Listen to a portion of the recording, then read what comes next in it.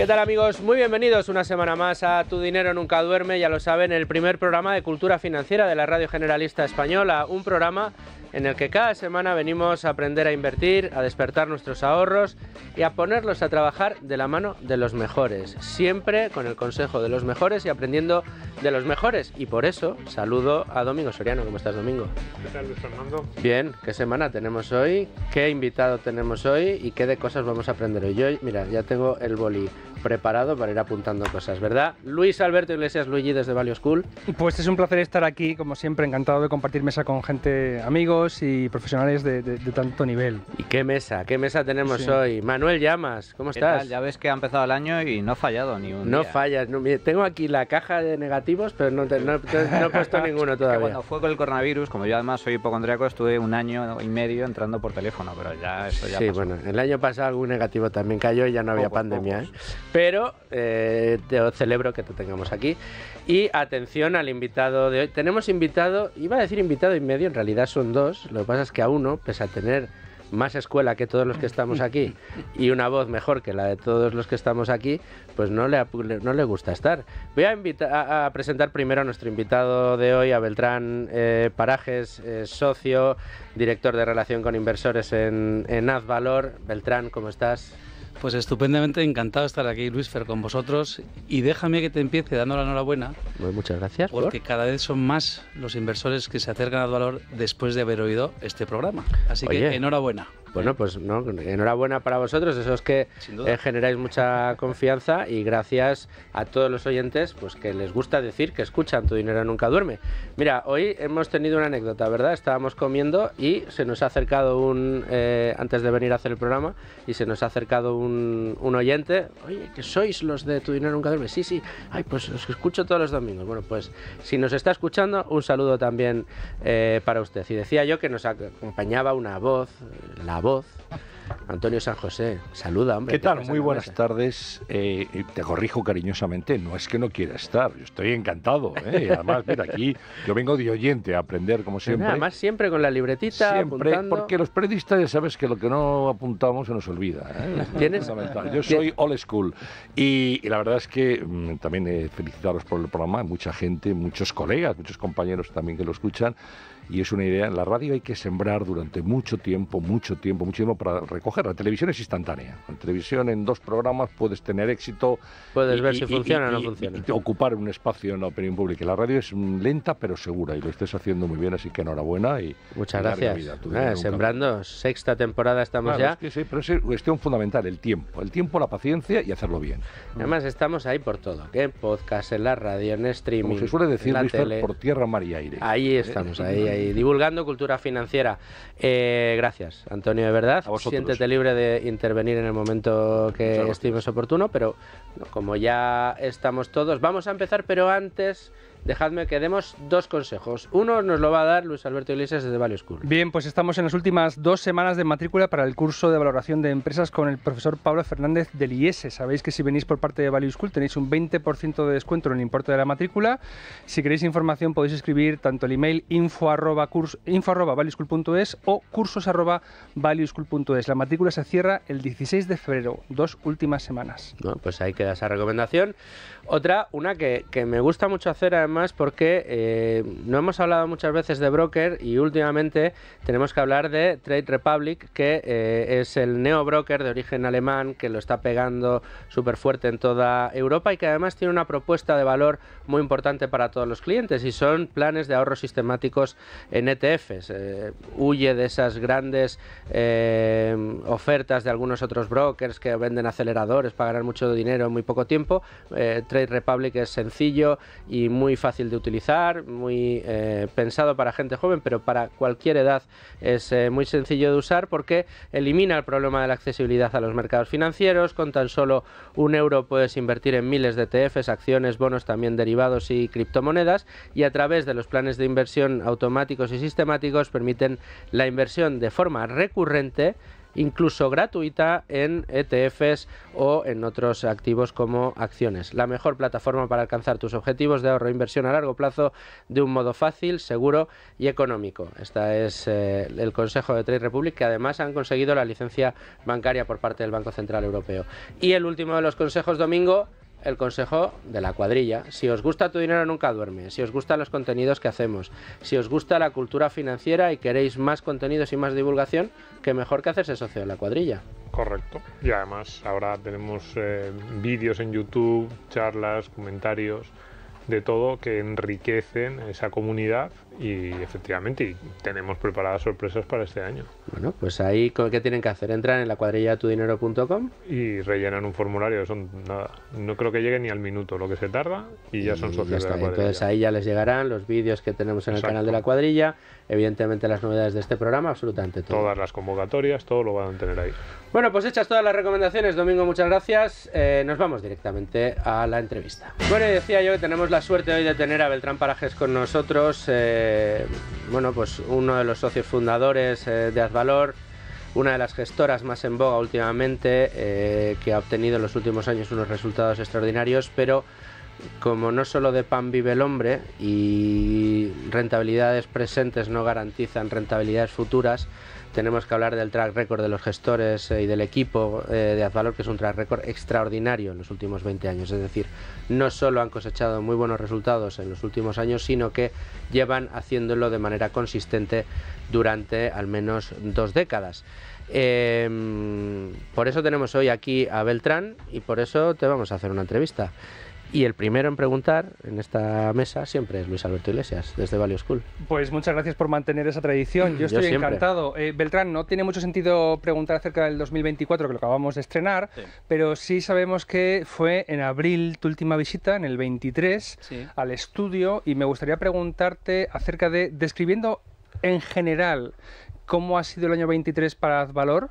Entiendo, si la memoria no me falla, las rentabilidades, digamos, extraordinarias fueron también 21 y 22. El 23 fue un poco más de estabilización.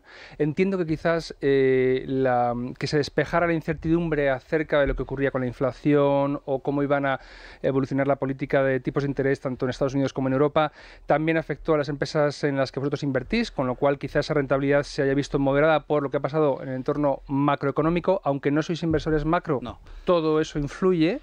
Entonces me gustaría que me explicases un poco, para empezar a abrir debate en la mesa, cómo definirías ese 23 para Advalor y también si ha pasado lo que suele ocurrir habitualmente, que las buenas rentabilidades atraen a inversores que, lejos de pensar, como decimos, que oye, hay que entrar barato, entran cuando el fondo está en lo más alto.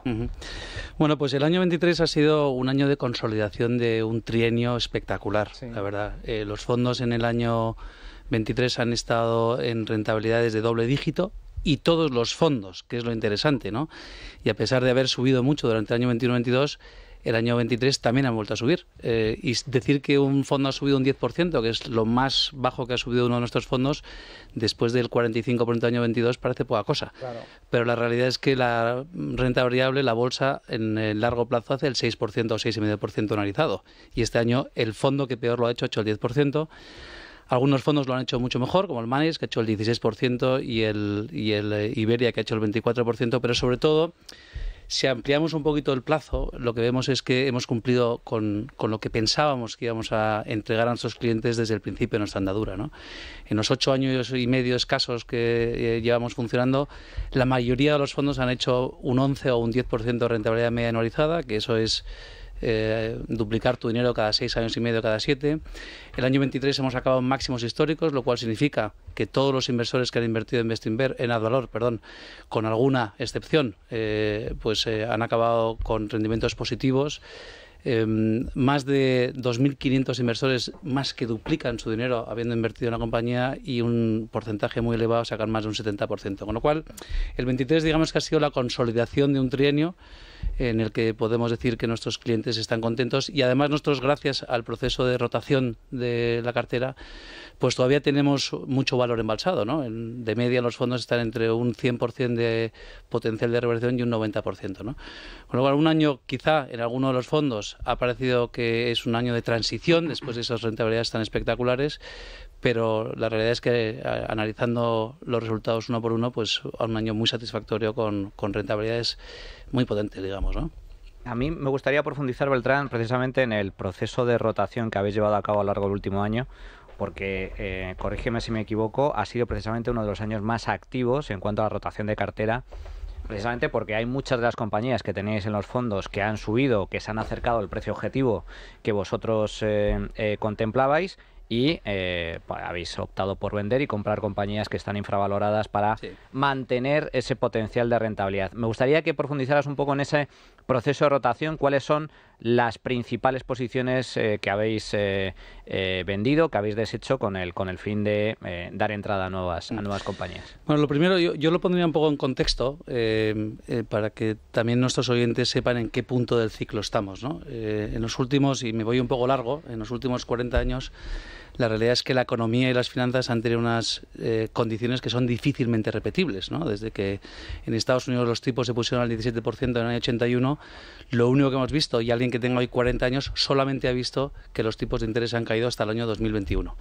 Además, a partir del año 2008, pues encima los bancos centrales empezaron a apoyar la economía y empezaron a apoyar la revalorización de los activos con una política de tipos cero, en ese experimento monetario que hemos tenido durante años de inyectar capital desde los bancos centrales que no provenía de la economía, sino que es una inyección ficticia y además a tipos cero. Eso ha apoyado terriblemente tanto la economía como la valoración de los activos, ¿no? Hoy los activos están o han estado, especialmente hasta el año 2021, en valoraciones muy difíciles de aceptar para un inversor value para nosotros, que además lo que buscamos justamente es un margen de seguridad y un precio muy por debajo del valor intrínseco, ¿no?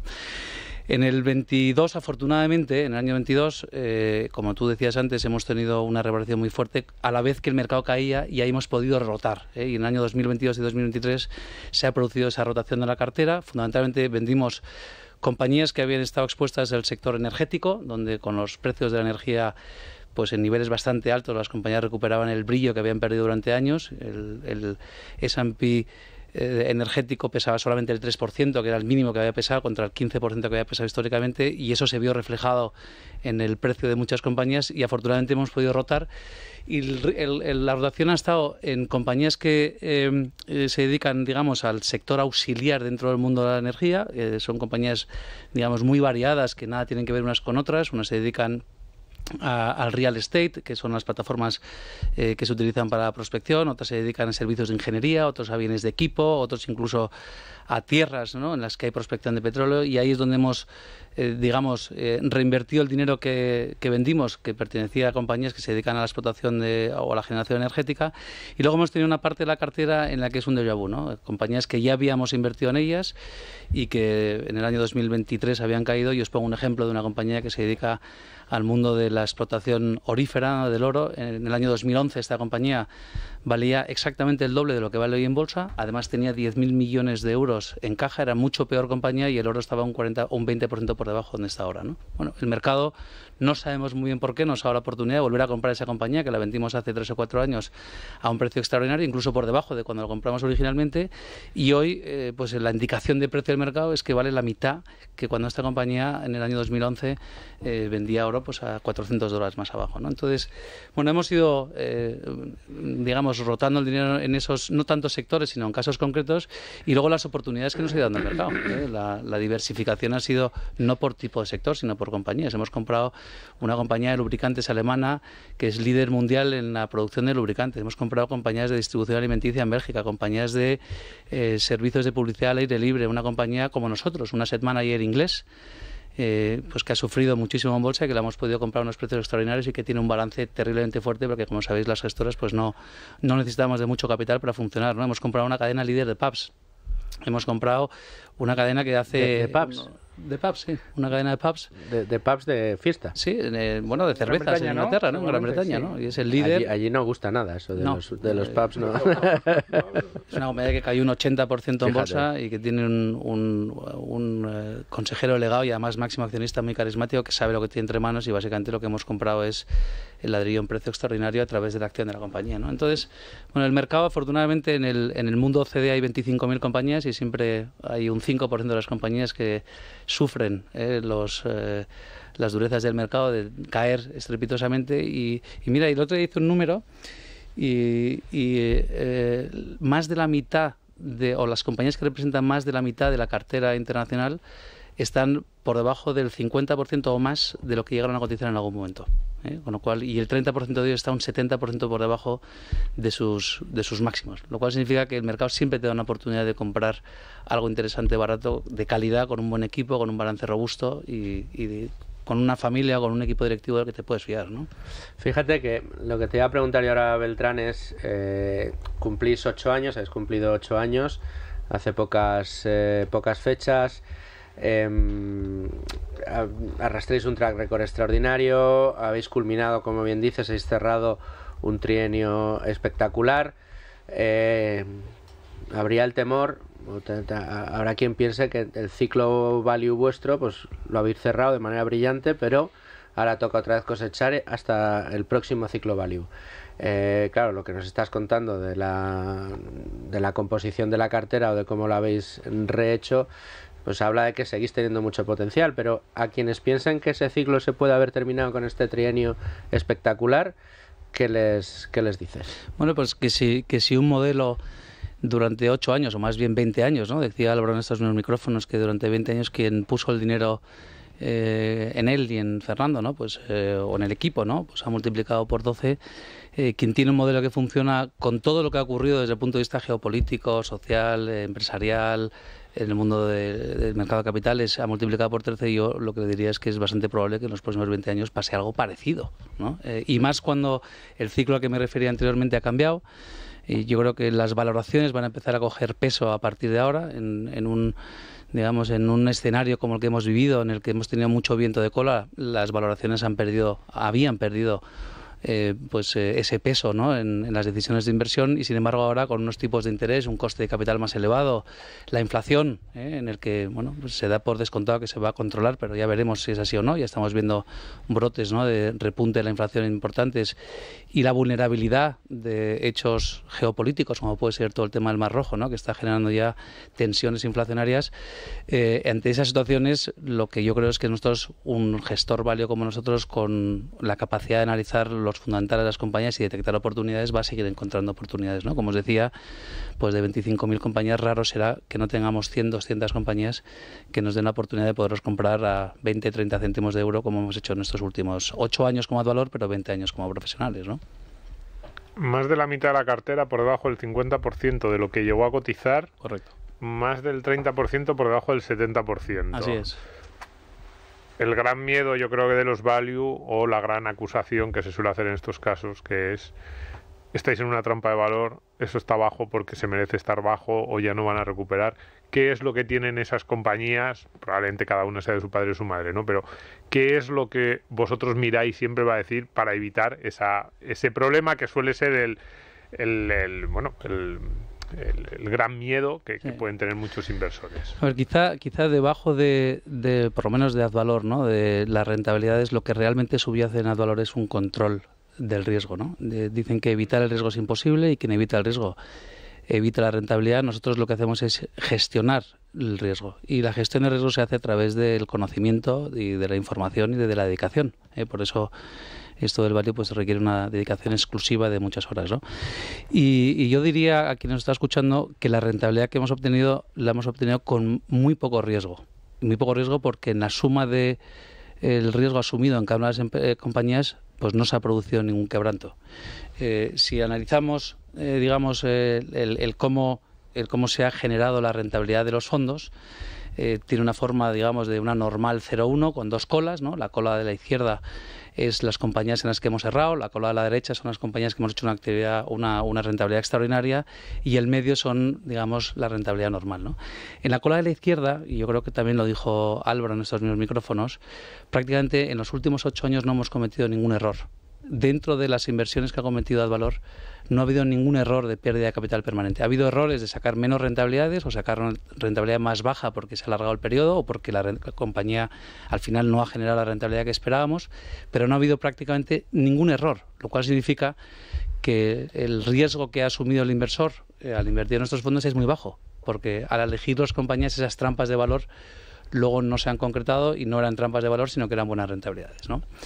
En la cola de la derecha, que son esas rentabilidades extraordinarias que suelen llenar los medios de comunicación, ¿no? Y que hablamos de vez en cuando de ellas, los Consol Energy o ese tipo de compañías, Cameco, ¿no? Que hemos multiplicado por 6 o por 7. Realmente son situaciones sobrevenidas en las que cuando hemos entrado en la compañía pensando que vamos a hacer un 50, 60, lo que llamamos dinero fácil, se han complicado. Son compañías, en el caso de Consol, por ejemplo, que cayó de 30 a 4, y ese análisis forénsico de Advalor lo que determinó es que había que invertir más, porque la compañía valía mucho más. Y efectivamente así ocurrió. Hoy la compañía capitaliza 100 euros la acción, ha pasado de 4 a 100, ha multiplicado por 5, y hemos hecho un número de veces la rentabilidad, pero no era lo que teníamos pensado al principio. Pensábamos que al comprar a $25 la acción, pues valdría 65 o 70 y haríamos pues una rentabilidad razonable en un periodo de 4 o 5 años. Pero el mercado, digamos, nos dio la oportunidad de comprar esa compañía mucho más abajo, un 90% más abajo, y por tanto hicimos una rentabilidad superior, pero a base de sufrir y a base de gestionar una posición que, digamos, de una forma sobrevenida nos daba una oportunidad adicional, pero que no era lo pensado, ¿no? Lo interesante es que ninguna de esas dos son las que mueven realmente la rentabilidad anualizada. Lo que importa es lo que ocurre en el medio, ¿no? Que es lo que yo digo, la rentabilidad anónima, que son un número elevadísimo de compañías que generan rentabilidades de lo que llamamos el dinero fácil, de entre el 40 y el 60%, y que repetimos, digamos, de forma sistemática, ¿no? Y que además eso, lo que pone de manifiesto es que eso no lo puede hacer dos personas, eso lo tiene que hacer un equipo, tiene que hacer un equipo bien armado, en el que todo el proceso analítico, para garantizar en cada proceso, en la parte cuantitativa, en la parte cualitativa, que no estamos asumiendo ningún riesgo, tiene que estar delegado y supervisado, ¿eh? Y desde luego, al final, el equipo de gestión asumir la responsabilidad, pero de ninguna forma se puede hacer solo, ¿eh? Y eso es lo que determina, digamos, la rentabilidad final de los fondos que gestionamos Advalor. Y por eso, cuando miro la tabla y todos los fondos generan un 10%, todos los fondos tienen muy pocos errores y tienen muchos, digamos, rentabilidades medias muy parecidas, del 40-50% en cada una de las inversiones, es lo que me hace pensar que detrás hay un método, el método Advalor, un tema sistemático en el que nuestro proceso de convertir información en decisiones pues es muy parecido en todos los casos, es muy sistemático y funciona. Sí, Luis, que es un poco largo la contestación, pero... Vale, estaba escuchando entusiasmado. Entiendo que parte de ese sistema de gestión del riesgo incluye no pagar en demasía. Es decir, el precio es fundamental y es decir, iréis a comprar barato, preferiblemente, o exclusivamente, ahora nos aclararás cuál de las dos, pero también querría preguntarte en qué porcentaje estáis invertidos actualmente y cuánta liquidez tenéis, porque si tenéis, a raíz de lo que me digas, inferiremos si es que veis que las compañías están caras y hay que esperar un poquito más para comprarlas a un precio barato, precisamente para no arriesgar tanto. Sí, va. Lo ha comentado alguna vez Álvaro, esto de decir, si pierdo poco, si gano mucho. Sí. Esa pérdida poca implica que yo he pagado poco por entrar. Bueno, el precio no es que sea importante, es que es fundamental. Claro. Es decir, nosotros todo el proceso del equipo, el negocio, la competencia, regulación, disrupción, etcétera, es la condición necesaria y la suficiente, es poder comprar eso a un precio tal que nos permita haber errado en el análisis de esa compañía sin perder dinero, ¿no? Entonces, no es que sea, es que es la base, digamos, de todo nuestro proceso de decisión, ¿no? Y efectivamente hoy hemos tenido algo de caja en el proceso de rotación de la cartera. Cuando una gran parte de la cartera, un número elevado de compañías sube muy rápidamente de precio, te ves con muchísima caja y a lo mejor no tienes la capacidad de reinvertir ni tienes la obligación de reinvertir, ¿no? En el tercer trimestre del año 2022 teníamos 70 compañías con el modelo de valoración hecho, sabíamos qué compañías queríamos, a qué precios queríamos a las compañías y desgraciadamente el mercado se puso en modo subir y nos quedamos a las puertas de poder comprar muchas de ellas. Compramos 14, 15, pero nos quedamos a las puertas de comprar 50, ¿no? Y la disciplina que te da el poder comprar barato para tener ese margen de seguridad hizo que nosotros no compráramos, ¿no? Durante el 23, afortunadamente, hemos podido invertir y hoy tenemos poco nivel de caja, un nivel de caja, digamos, históricamente razonable, como el que hemos tenido siempre, y estamos prácticamente invertidos al 100%, lo cual significa no que veamos el mercado barato, porque nosotros no invertimos en el mercado, sino que ha habido un número de compañías que se han puesto en precio y que entran dentro de nuestro radar y que nos dan el margen de seguridad suficiente como para pensar que es una inversión convexa, ¿no? En el peor de los casos, como decía Álvaro, recupero mi dinero y en el mejor de los casos pues hago un número de veces mi dinero, que insisto, yo creo que nuestro objetivo es hacer muchas veces el 40-50% y de vez en cuando pues la sacamos del estadio haciendo 5 o 6 veces el dinero, pero que ojalá hubiera muchas de esas oportunidades, pero la realidad es que no las hay. Hay muchas más veces, es mucho más práctico hacer 100 veces el 50% que muy pocas veces 5 veces el dinero, ¿no? Comentabas, Beltrán, las rentabilidades anualizadas que registran vuestros fondos desde inicio. Dentro de esos excelentes resultados, el fondo ibérico es el que ofrece o el que ha registrado hasta ahora una menor rentabilidad. A mí me gustaría preguntarte concretamente sobre la bolsa española. ¿Qué le pasa a la bolsa española que parece que no brilla con tanta fuerza, con tanta intensidad como otras bolsas de carácter internacional? ¿Se trata de que las compañías españolas están arrojando unos resultados peores? ¿Se trata de un castigo país? ¿Veis algún problema estructural dentro de las cotizadas españolas? ¿O a qué se debe esa menor rentabilidad acumulada? ¿Es una cuestión meramente de tiempo? ¿Seguís viendo buenas oportunidades y buenos márgenes? Sí, bueno, nosotros ampliamos España y Portugal, el fondo nuestro es ibérico, y tenemos 10 compañías que seguimos teniendo muchísima esperanza sobre ellas y las compramos a buen precio. Y efectivamente, a nivel mercado, que la verdad es que no lo miramos, pero yo creo que es un mercado que no atrae demasiado capital, solo hay que ver los números de las compañías que tenemos.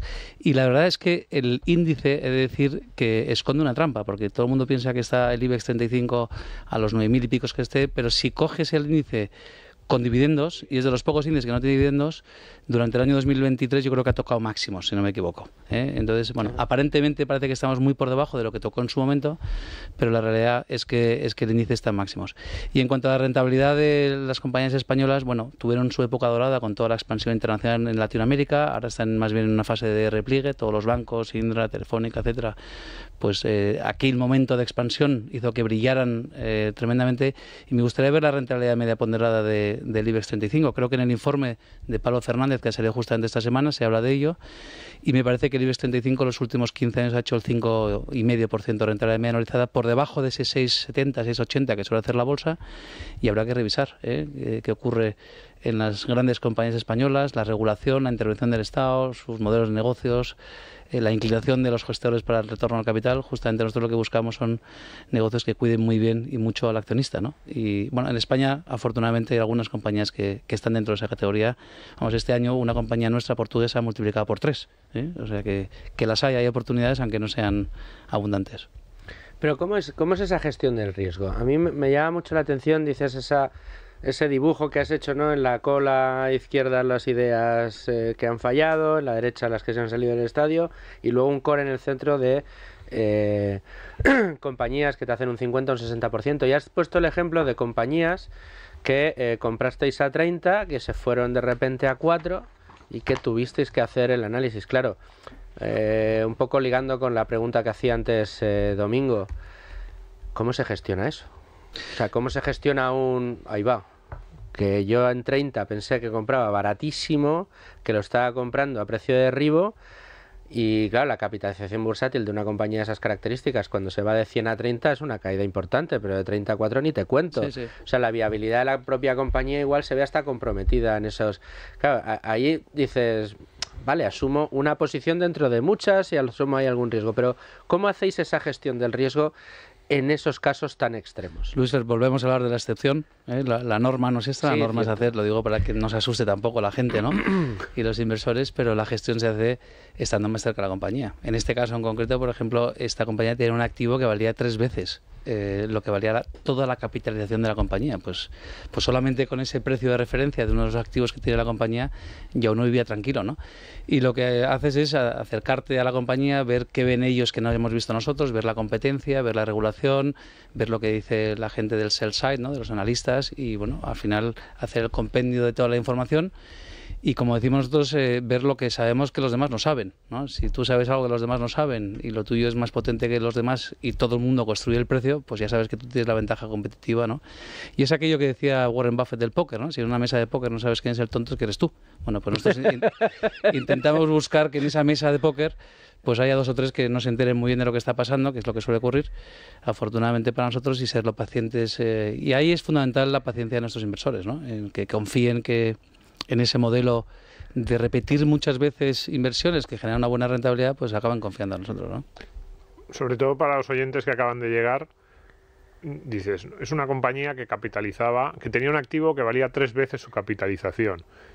Llama mucho la atención eso. ¿Cómo puede ocurrir? Quiero decir, hay otras distorsiones de valoración que son también difíciles de explicar, pues cuando una compañía tiene un PER muy bajo, que dices, pues si es que casi con los beneficios de 2 o 3 años se recupera, pero bueno, tienen que pasar esos beneficios, tienen que demostrar esa compañía que es capaz de generar esos beneficios. Pero, por ejemplo, una distorsión de este tipo, que una compañía tenga algo que solo eso ya vale 3 veces más de lo que el mercado está valorando. ¿Cómo puede ocurrir? ¿Cómo le podemos explicar a un oyente, en este caso, que eso ocurre, que en un entorno que se supone tan competitivo y tan eficiente como son los mercados, hay distorsiones de esa magnitud? Y efectivamente yo creo que los mercados suelen ser eficientes, creo que es muy competitivo y al mismo tiempo creo, solo la experiencia lo demuestra, que hay veces que ocurren cosas tan inexplicables como esta. El mercado en general es eficiente y a veces es muy ineficiente. Y eso ocurre generalmente porque hay condicionantes dentro del mundo de la inversión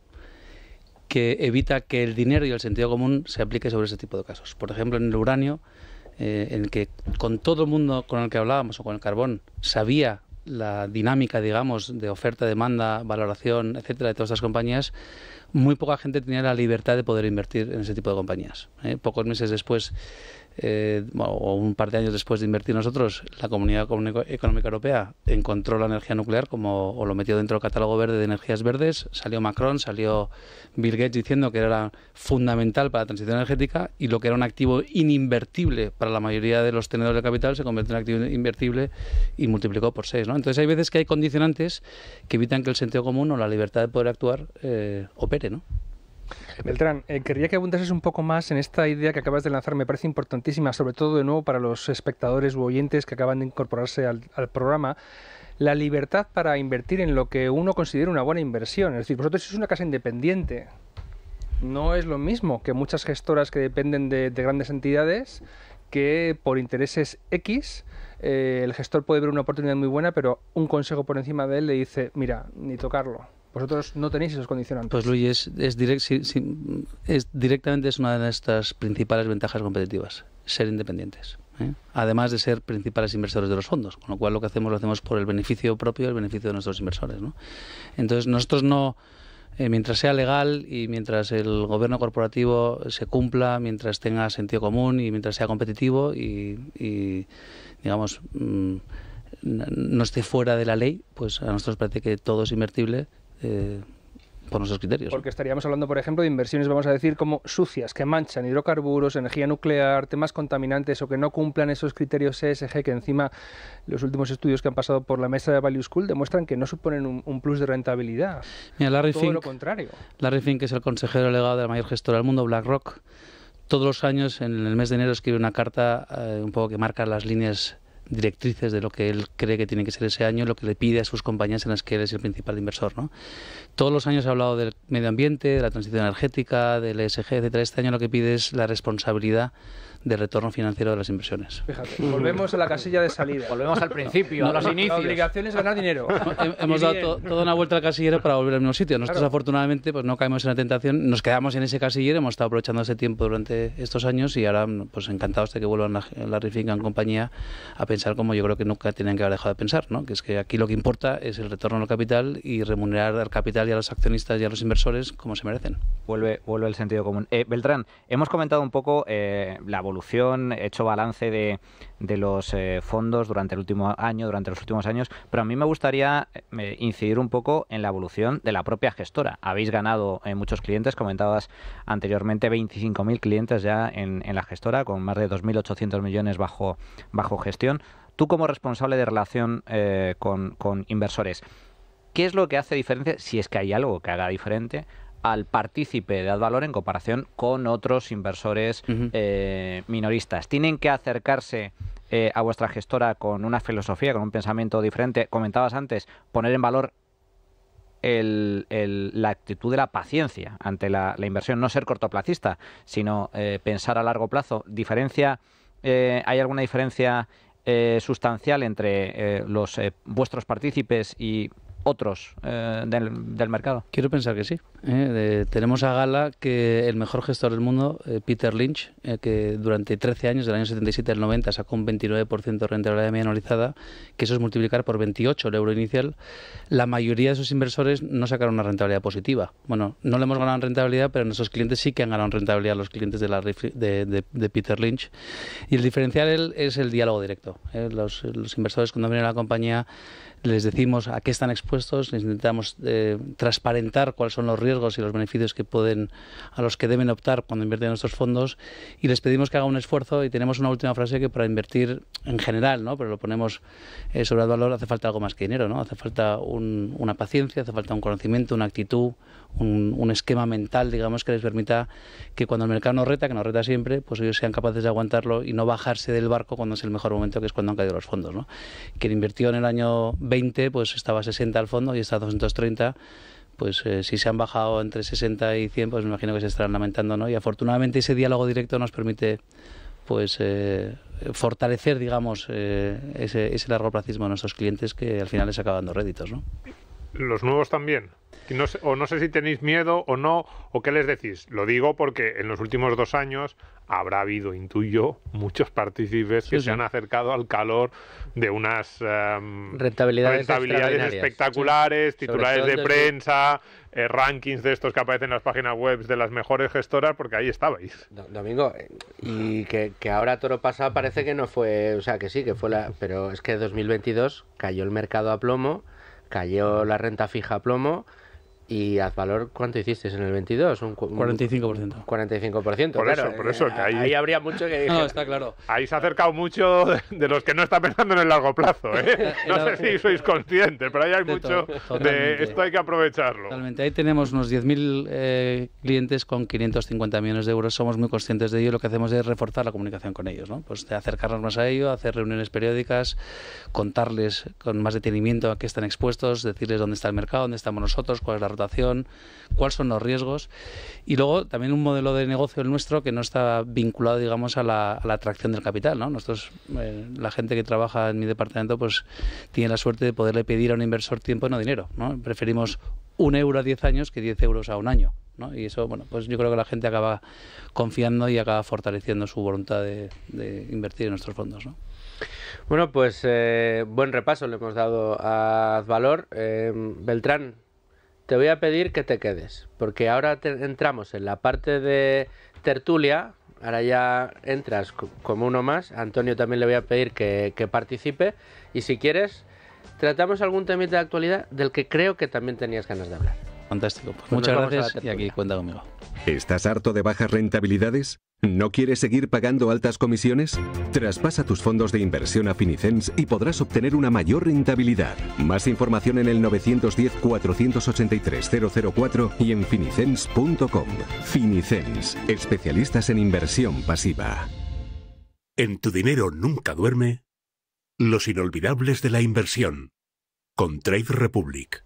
Con Trade Republic y con Antón Díez Tubet, country manager de la firma en España, que nos trae estos inolvidables de la inversión.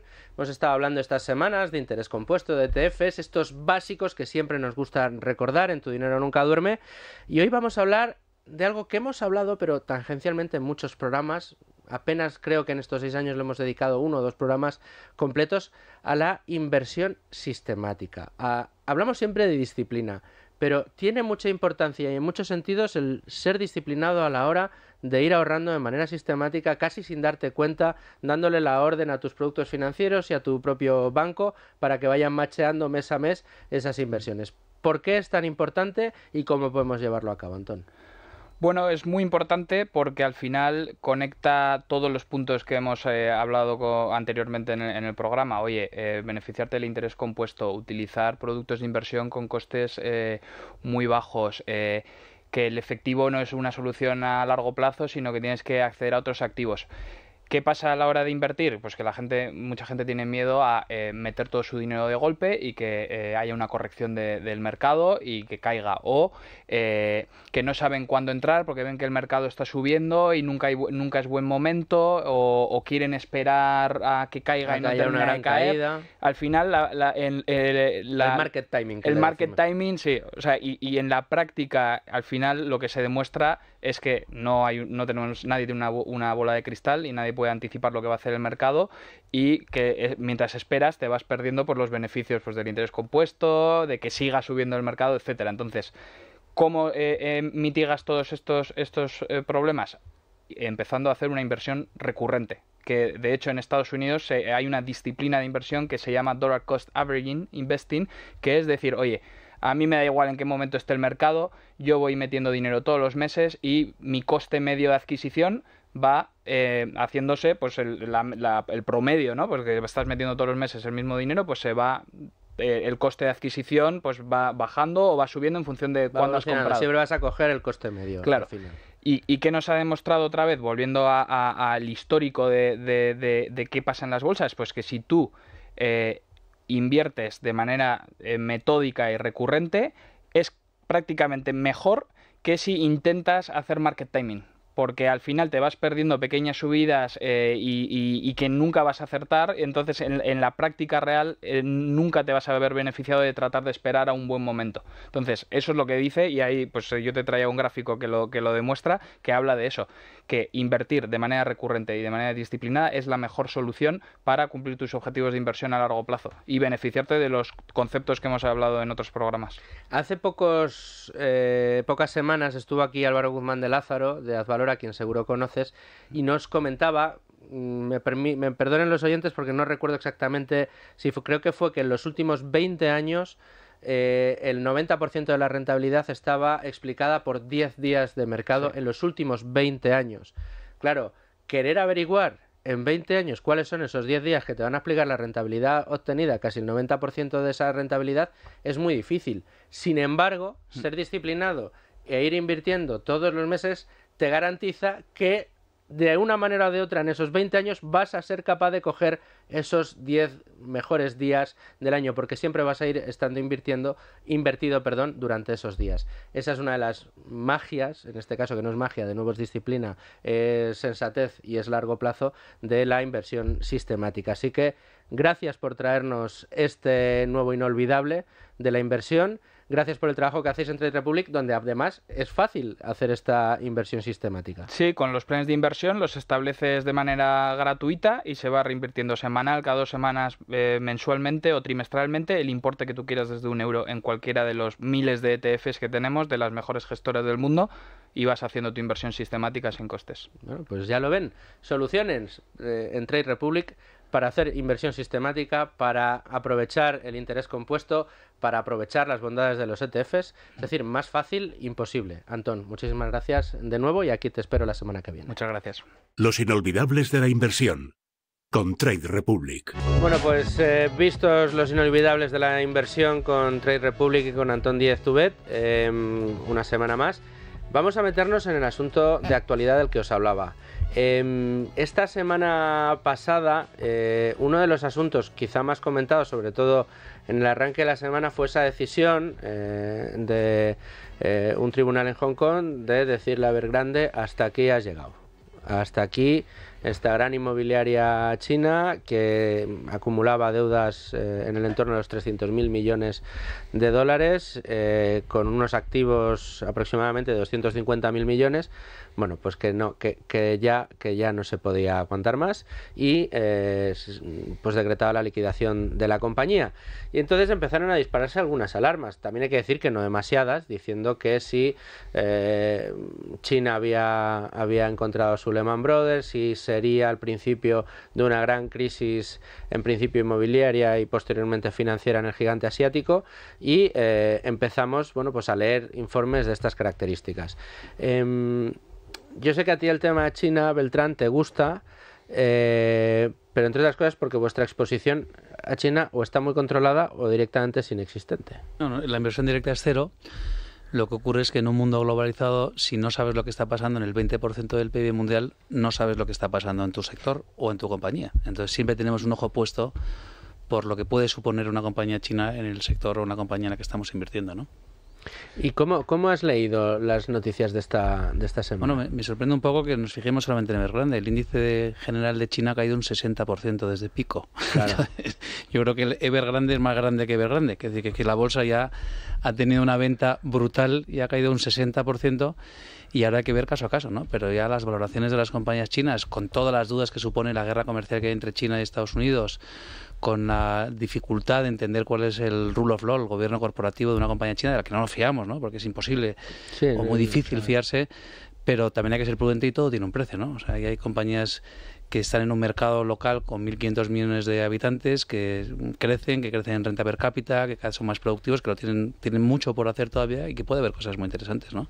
Pero siempre he cogido con mucha prudencia de saber lo que uno está haciendo, ¿no? Me acuerdo que investimos en su día, hace ya 10 o 12 años, en alguna compañía, y decidimos no seguir porque éramos turistas, ¿no? Cuando íbamos al consejo de administración o hablábamos con los dueños de la compañía, pues no sabíamos muy bien lo que estaba pasando, y claro, éramos el tonto de la partida de póker de la que hablaba yo antes, ¿no? Amigo, de todo se aprende, esas son las cicatrices de las que habla Álvaro. A ver, yo es que creo que con el tema de China, creo es evidente que ha habido una burbuja económica crediticia centrada además en el sector inmobiliario. Yo creo que la quiebra y liquidación de Evergrande es el síntoma, el reflejo de que del estallido de esa burbuja, al igual que sucedió en España con con bastantes promotoras, por no decir casi todas, y eso tuvo también un reflejo en crisis financiera. Hay que recordar que Evergrande ha dejado más de casi 2 millones de viviendas sin construir, y son las famosas imágenes de esas ciudades desiertas donde hay edificios que están nuevos o por terminar y que no las habita absolutamente nadie.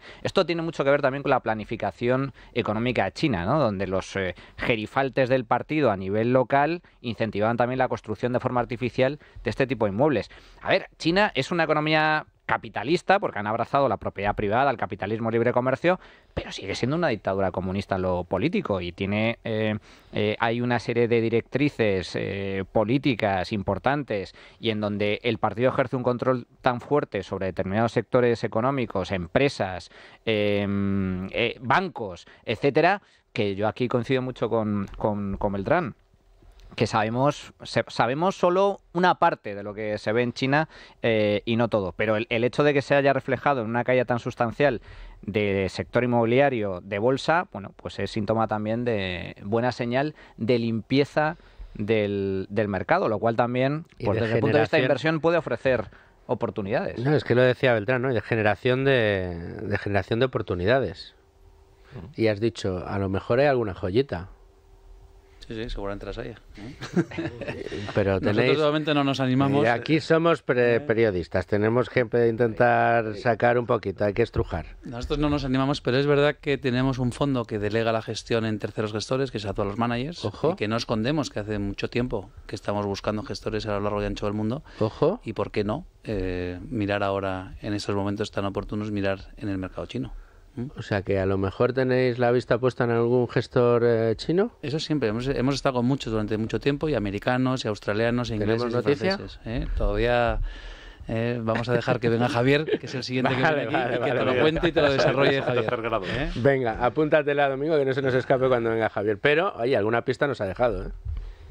Pero de todas formas yo creo que el hecho de conocer en profundidad el mercado chino siendo tan complicado es clave. Es decir, el hecho, entiendo, de ir de la mano de un gestor que conozca bien las compañías, etcétera, porque entiendo, para vosotros, Beltrán, que es tan importante conocer también a los propietarios y los gestores de las compañías. Bueno, aquí también hay un factor cultural que hay que tener en cuenta. Es que no es lo mismo hacer negocios con dueños o gestores chinos en China que hacer negocios con dueños y gestores franceses, Alemania, ¿no? O alemanes, ¿no? Efectivamente. Entiendo que hay un factor de cambio cultural también muy relevante que hay que conocer en profundidad. Que esa es la barrera de entrada que tenemos nosotros, que es lo que decía yo antes, que en la mesa de póker pues no nos enteramos de lo que está pasando, ¿no? De todas formas, solamente con saber digamos, el factor de riesgo que decía yo antes es lo que uno sabe que no sabe, ¿no? O sea, que nosotros sabemos que pasan cosas en China y en compañías chinas que se pueden afectar. El otro día creo que se hablaba del efecto TikTok sobre Facebook, ¿no? Bueno, pues saber que te viene un tsunami de un competidor chino nuevo y que te quiere sacar del mercado y que se quiere quedar con tu mercado, pues es importante para nosotros. Aunque no invirtamos en ellos, desde el punto de vista de la amenaza que puede suponer para nuestras compañías ya es importante, ¿no? Y luego ya si podemos tener la capacidad a través de un tercero de participar en ese mercado, en compañías con sentido y teniendo la capacidad de poder entender con un local, pues fantástico. Pero eso ya es el siguiente paso que todavía estamos sopesándolo. Es que el tema China, en primer lugar, cuidado, porque decimos, no, todavía es el momento Lehman.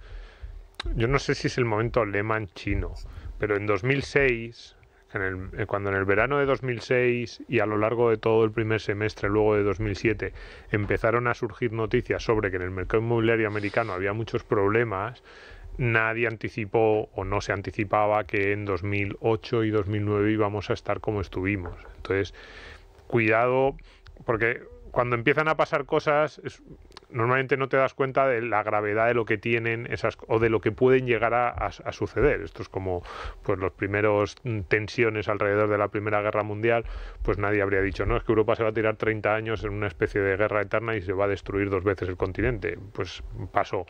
Entonces, yo no sé si va a llegar ahí, pero a mí China es un mercado que siempre me ha dado mucho miedo, recelo, porque nunca ha habido un politburo que haya sabido organizar la economía, y es verdad que en China hay mucho mercado libre, pero hay también unos políticos que se creen que ellos sí pueden superar, que pueden organizar el mercado inmobiliario, que pueden decidir qué empresas, qué energías van a ser las dominantes.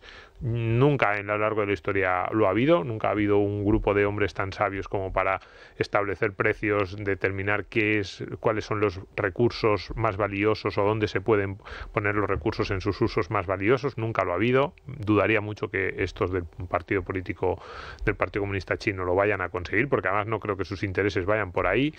Y es un mercado muy opaco en muchos sectores. Es decir, hay compañías excelentes, sí, hay compañías que están haciendo cosas muy innovadoras y que se pueden quedar con buena parte de la cuota de mercado de compañías occidentales que a lo mejor están siendo menos innovadoras o menos flexibles, sí, pero hay otras grandes partes del mercado chino ante las que hay que tener muchísimo cuidado. Yo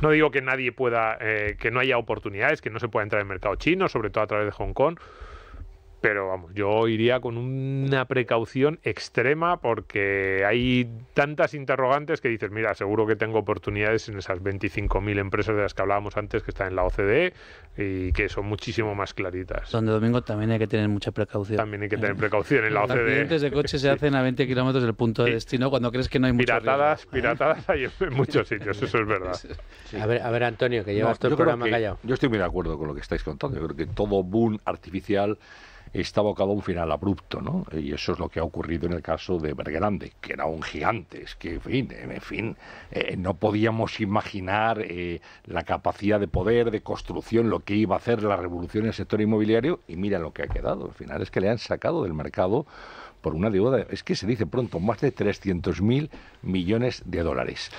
Apuntaba antes, yo creo que con buen criterio, Manuel, a lo que ocurrió en España. No es comparable, pero acordaros los años 80 o 90 en España con el ladrillo, la cantidad de empresas y de empresarios. Algunos terminaron malamente, algunos terminaron en la cárcel, pero bueno, te quiero decir que era un boom reciente. Aquí se construía como en ningún sitio del mundo, y al final, ¿qué es lo que ha dado aquello? Se ha depurado efectivamente el mercado. La burbuja tampoco tiene nada que ver, pero es comparable a las .com, todas las burbujas.com. De repente hubo compañías, aquí 3 chavales montaban una empresa y valían más que el segundo banco del país, que lo vimos. Y al final, pues, que ha quedado lo que ha quedado, ¿no? Yo creo que el mercado depura, y efectivamente, el factor que señalaba también Domingo, la opacidad, me parece que es muy peligroso. La opacidad, no tenemos transparencia, no tenemos conocimiento, y luego el factor cultural, que es muy diferente al nuestro. O sea, claro, es muy complicado no ser el tonto en la partida de póker, porque es que no te enteras de nada. O sea, tiene más trampas, decíamos, que una película de chinos. Es que las empresas chinas también tienen sus peculiaridades. No digo trampas, pero sus peculiaridades. No tienen la transparencia, no es homologable a la inversión que podemos hacer en sociedades que son más similares a la nuestra. Por tanto, creo que hay oportunidades, desde luego, pero hay que cogerlas con pinzas, verlas con precaución, y es muy importante, a mi juicio, eso que señalaba Beltrán, tener ojos sobre el terreno. Alguien de que te fíes que desde el terreno te diga aquí sí y aquí no. A veces tienes que tener a alguien para que te diga dónde no invertir. Hombre, por supuesto, ¿no? Y luego que hay una cosa que, o sea, tan claro como lo que habéis dicho, la opacidad, peligro, el no conocer, también es cierto que un poco lo que apuntaba Beltrán en su momento, ¿no? Que es un mercado enorme, es el 20% del PIB mundial y estamos viendo que hay cosas que hacen muy bien. Sí, sí. Le están compitiendo a la cara claro, sí, en el sector automovilístico en Europa a las grandes compañías alemanas, compitiéndoles en precio y colocando en el mercado automóviles como nadie, ¿no? En el mercado del coche eléctrico. Si me permitís, solo en cuestión de tema cultural y demás, la sociedad china, yo no hablo del régimen político y demás, que ya hemos comentado, pero la sociedad china es de una cultura profundamente ahorradora. Y esto, claro, no es lo mismo... Y trabajadora y comerciante. Y trabajadora y comercial. Son buenos negociantes. Son trabajadores, son austeros y ahorradores. Claro, comparamos... por eso digo que las consecuencias de la quiebra o del pinchazo de burbuja inmobiliaria en China no tienen por qué ser, aunque hay burbuja y hubo burbuja, no tienen por qué ser ni remotamente similares a las que hubo en España, en donde estábamos hiperendeudados. Y no ahorrábamos, sino que estábamos endeudados hasta las orejas. En China eso es mucho más raro. Algo me dice que volveremos a hablar de este asunto casi seguro en semanas venideras. De momento el tiempo se nos acaba, así que a mí me toca despediros. Muchas gracias a todos, Domingo, por estar aquí. Gracias. Luigi, desde Value School otra vez, muchas gracias. Manolo, gracias. Te veré aquí la semana que viene. Siempre. O tiro de la caja en negativo. Siempre. La semana que viene. Tarjeta roja. Antonio San José, muchísimas gracias. Un placer. Por estar con nosotros y por esta intervención. A ver si somos capaces de aprovecharte algo más. Beltrán, como siempre, muchísimas gracias también a ti. Un placer por y muchas gracias a hueco vosotros, y por Luis. además aceptar el reto de quedarte a la tertulia. Gracias a Muchísimas vosotros. gracias. Y a todos ustedes, señores oyentes, ya ven, les traemos lo mejor de lo mejor. Les espero aquí la semana que viene con asuntos seguro de su interés. Hasta entonces, sean muy felices, amigos.